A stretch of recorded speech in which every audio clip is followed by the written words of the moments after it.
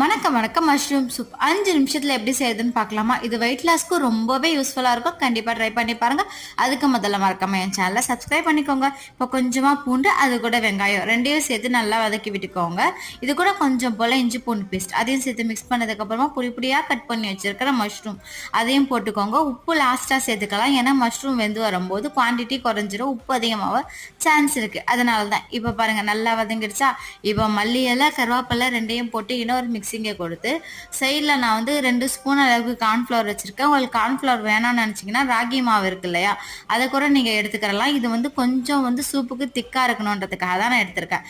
இப்போ பாருங்கள், மஷ்ரூமில் தானாக தண்ணி விட்டதுக்கு அப்புறமா தேவையான அளவுக்கு தண்ணி சேர்த்துக்கோங்க. இந்த அளவுக்கு.